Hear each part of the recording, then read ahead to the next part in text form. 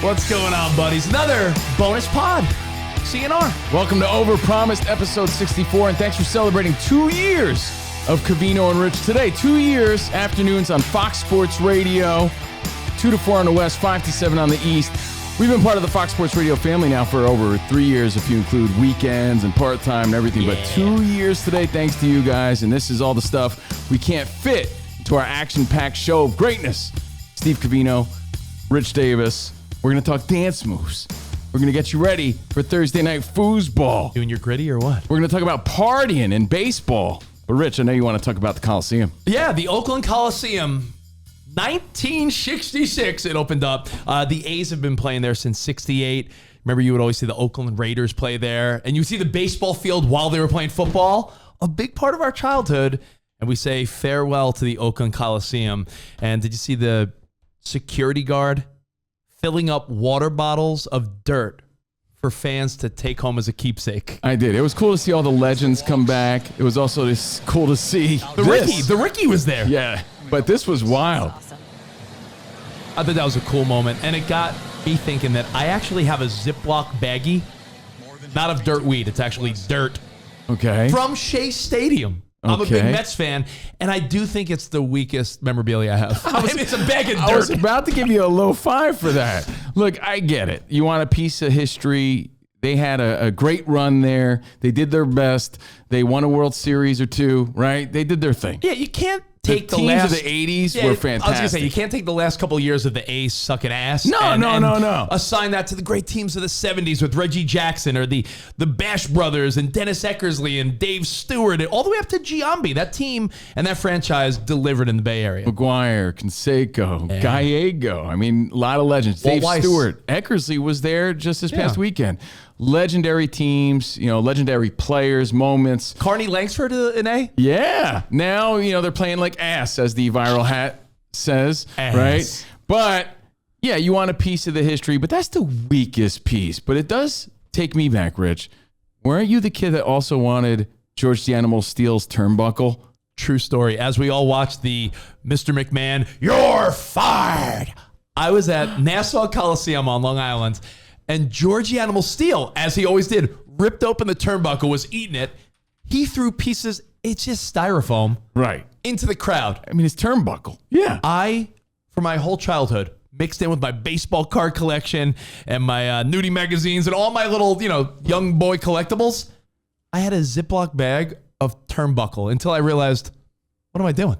Well, that's my point. Because oh, wait, Spot, am I in the front row there? I proved you wrong. Rich said this might be the worst collectible possible, dirt from a field.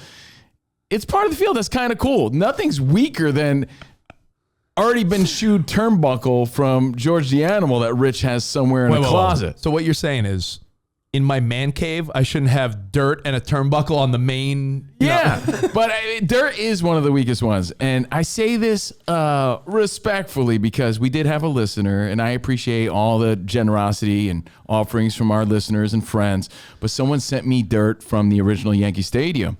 And unless it's framed and displayed properly, it's just dirt. Someone sent me a Ziploc bag of the dirt, and I'm like, I don't even know where it is. Honestly, I left it here. I think you threw it away. I thought it might have just come off your shoes. Rich thought it was like chocolate cake mix or something. So I do agree that if it's presented properly, meaning like my wife and I on our honeymoon, we have sand from the beach we went to, but it's in a little cute jar that says the country. And by the way, that's cool, but nowhere near as cool as stadium dirt, especially if there's a legacy there, especially if they won there. Of course. And, especially if it doesn't exist anymore. So, yeah, the original Yankee Stadium, I thought that was cool, but it was in a Ziploc baggie. What do I do with that? You got to get it displayed. And, it's cool to see that they still wanted a piece of this. It was cool to see them taking it. But did you see the dudes taking the seats? But by the way, why don't you eat it or snort it? The Yankee Stadium will forever be a part of you. Yeah, right? Maybe. Because you know why? I don't know where it is because I left it here on my desk and Rich put it somewhere. Trash. It's somewhere. It's somewhere, but is it the weakest?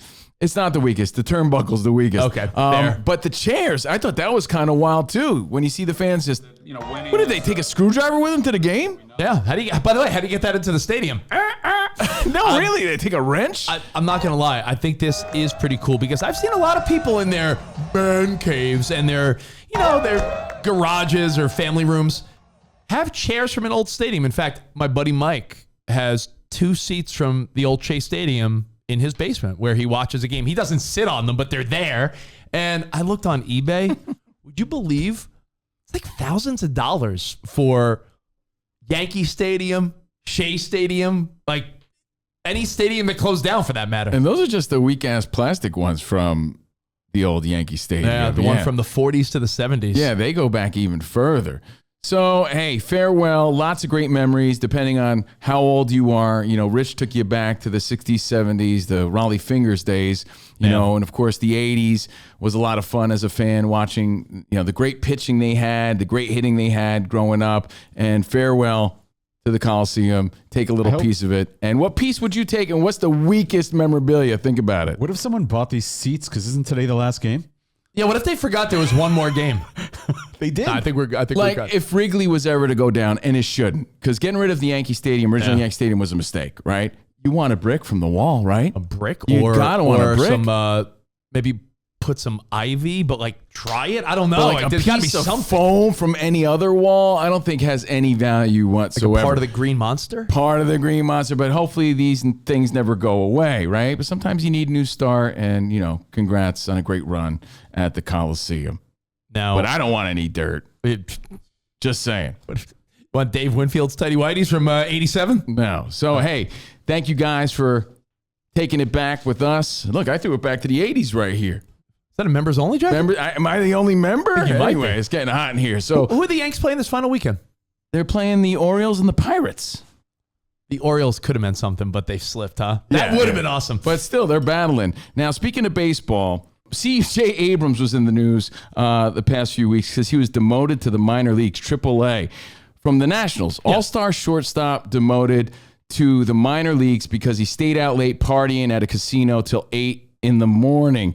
And it was an afternoon game against the Cubs in Chicago, and the coaches and management were like, yo, is he serious about this? We have a standard. You know, it was basically on principle, not on his stats. 246, 20 home runs, 65 RBI. He'd been in the league for 3 years. And they're like, we're sending him down for the greater good of the organization, for the greater good of him. He's down. I don't like this move because, listen, you could say, what type of kid is staying out till 8 a.m. at a casino? Your performance on the field is all that matters. I believe it was David Wells on the Yankees who was hammered till wee hours of the night with the cast of Saturday Night Live. It's and funny he you goes say to that. pitch a perfect game. That's a legendary but story. The reason that's a legendary story is because it's an exception. It's rare that that's the case. And the legend goes he was partying with Jimmy Fallon and Seth Meyers and David Cohn. And they some were of the like, guys. don't you have a game? Yeah, and he was pitching the next day, and he showed up half drunk and hungover, said he had the worst warm-up of his life, and then he gets on the mound, throws a perfect game. But In the again, zone. that is rare. That's an exceptional story. And then, of course, the legendary story of Doc Ellis, speaking of the Pirates. Doc Ellis threw a perfect game in 1970. Or was it a no-hitter? Was it a perfect game or no-hitter? Either way. Either way, 1970 on LSD. Dude was on acid. But why do we know the story? Because that's rare. So to condone and promote that type of behavior. It was a no-no. It was a no-no. No-no. I mean, he threw a no-no on LSD, as the legend goes. The reason we talk about those stories is because it's so rare and infrequent for these things to happen. That's not how life goes. You don't just roll into work and you feel like ass and you just have the greatest day all the time. I mean, that's an exceptional story. I have done some good broadcast drunk at parties.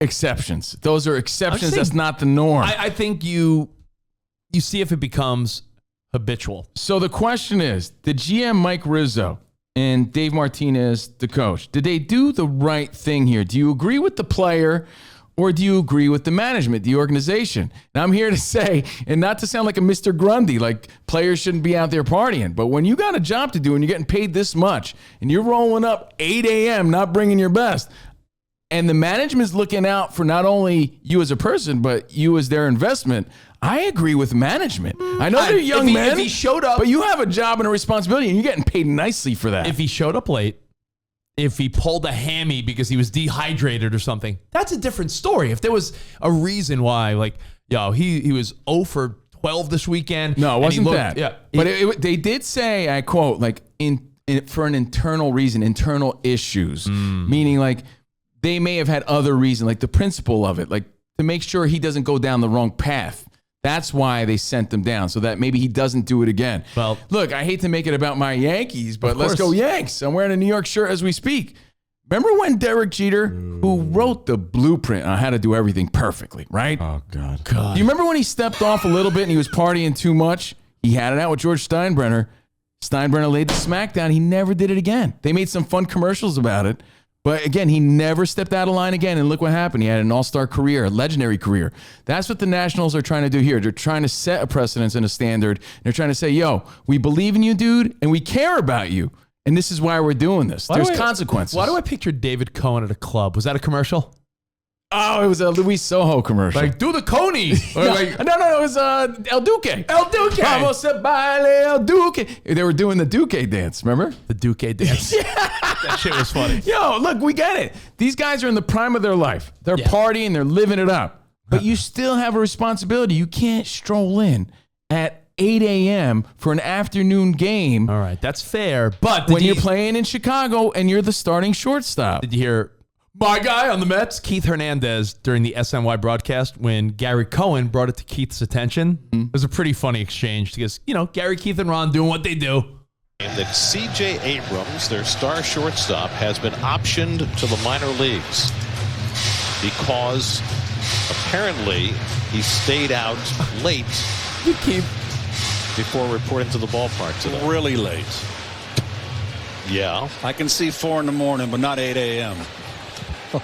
Spoken like a man with experience. I mean, because Keith Hernandez was doing freaking cocaine with all these guys in the 80s. Different time, different level of competition, and that's what made the Mets special. Not every team could go out there. Keith Hernandez was smoking cigarettes in the dugout when he was mad about a strikeout. He really was. Again, and that's what made them legends, and that's what made it a story. But players today have a different standard, different expectation, can't roll the way Keith Hernandez. Even Keith Hernandez. You see the look on his face? He was like, oh. Yeah, and you know what? He does make a fair point. And there he is smoking a cigarette. If it was 3 a.m., 4 a.m., dude, even like 5 in the morning, right? 8 is like the morning. He was having a crazy casino night. 8 in the morning? It's the next day. You're right, Spot. If you sneak in before people wake up for their day, that's one thing. He got back when people were already in the office or whatever they did for a living. You're not bringing your best to the team. It's a team game. It's a selfish act, right? Yeah. I'm not condoning it. I get it. He's a young man. He's going to learn from this, but he also has to, as a player on the team, he has to be a leader. That's not how leaders lead, and that's foolish behavior. I know it sounds corny, but I do pose this question once again to the Overpromised Nation. Do you agree with the player? Or do you agree with the organization? Because anytime it's a contractual thing, you always got to have the side of the man, not the organization. Yeah. But in this case, I do have side of the management. Okay. Now, I know you wanted to talk about dancing because if I think dancing, I think Steve Covino. Well, hold on, dude. I do the El Duque dance. Yeah, he does the Duque? Or I've seen Covino at parties or weddings. El Duque, El Duque. But it was an old commercial on the Yes Network. The most dancing I've ever seen Covino do is grab his drink and do like the head bob. That was me. Yo, I'm a 90s guy, and that was the dance move of the 90s. You know what I mean? Hey, little fist pump. I'm from Jersey. But we bring up dance moves because we're heading into the weekend, right? Have some fun this weekend. We're celebrating 2 years of Fox Sports Radio, episode 64 of Overpromised. There's the El Duque. What's this dance called? There's David Cohn. And then Cohn goes to the bathroom to practice, and Luis Soho walks in. Hey, Connie, why don't you have a dance? That's Soho. Man. There he is. And then he's practicing. It's funny as hell. So, dance moves, we bring that up because there was 2 stories in the past few weeks. David Cohn is great in that one. He gets caught practicing. Derek Carr celebrating a touchdown, and he does his Michael Jackson thing. He grabs the huevos, right? He does the hee-hee. He does the hee-hee. And he's fined $14,000, which is, again, so silly. That's ridiculous. That's nothing to these guys. But again, still, setting a standard. Yeah. Hee-hee. Right? He practiced that. Yeah, he practiced that. He did the whole thing. And, I mean, to even be fined is ridiculous. He's celebrating a touchdown in the NFL. That's ridiculous in itself. Then, the story of Jason Kelce, you saw him dancing. You saw this go everywhere, right? But it hasn't gone away because that little GIF of him dancing has been all over social media. Yeah, this one. He's like an EDM festival. That's like, you know. He is feeling it. Yeah, he's so feeling it. This is And me like, at 4 a.m. at the club. you're like, wow, you know, for a big guy, he moves pretty good. I hate to say it. That's spot on shrooms at Coachella. And dude, Pretty much. since then, on the New Heights podcast, I'm sure you heard of it. Yeah. Travis, who wasn't sad, he was actually having fun in this moment. Got some moves. Yeah. Well, Travis asked him about it.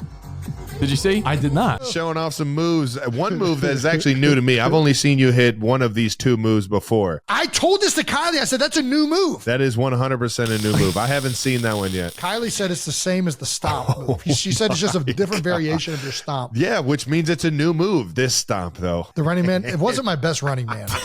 I've been better at running man.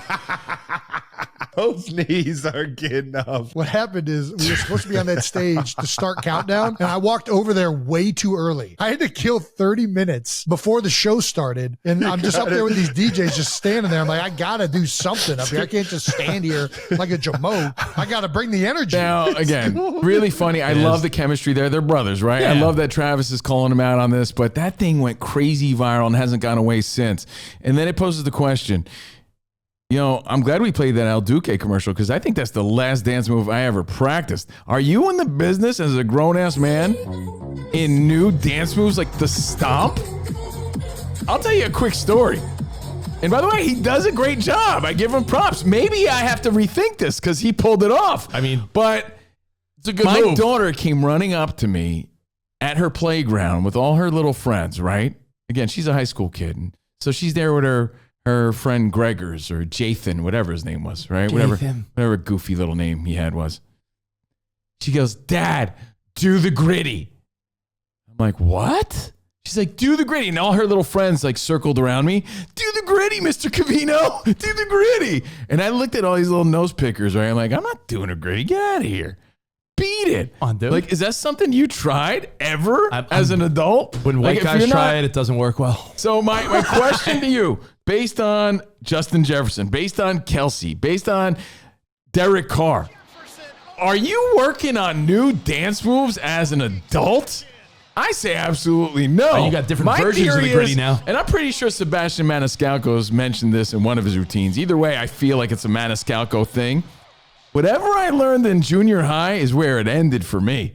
I ain't learning new dance moves. But if you've seen... I stopped at the running man, If you've seen it, there's definitely clips on TikTok and Instagram where based on your moves at a wedding or an event, people could tell you how old you are. And I think that's a fair assessment. I think, look, when it comes to staying in style and staying relevant, I take a lot of pride in being appropriate. Like, you don't want to act like the young guy. But when it comes to dance moves, I think it does end at whatever generation you're at. If you were an NFL Unless, of player, course, you're a dancer.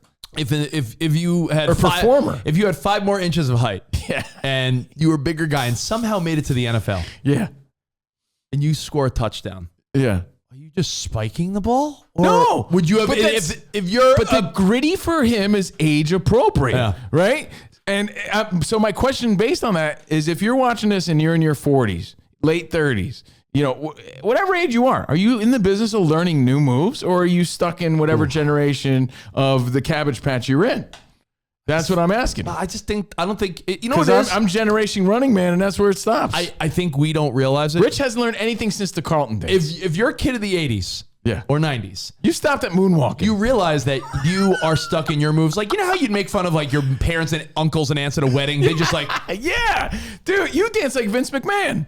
Yo. Which, by the way, the best dance moves. That's in episode 1 of the new docuseries. So funny, dude. Stand back. It's so funny. Dude, I'm still trying to figure out the moonwalk because I'm a kid of the 80s. That's where it stopped for me. So to hear that Jason Kelce's doing the stomp and he's learning new dance moves, that shit's great. I almost got to applaud him, or I question it, but applaud him at the same time, because I stopped learning dance moves when I was in the mirror in junior high. And that's really it. What move is that? You know what you're doing? This is Covino does the Ben Stiller from Along Came Polly. This is the Ben Stiller. That's where I stopped. So how do you feel about it? What are your thoughts? I enjoy Relevance is a choice. New dance moves, I don't think you need them. Wow. He's everywhere. Unless you're on a Gotta get 'em stage dancing somewhere, for you. I don't think you need one. You stick to whatever you learned. You groove to the music.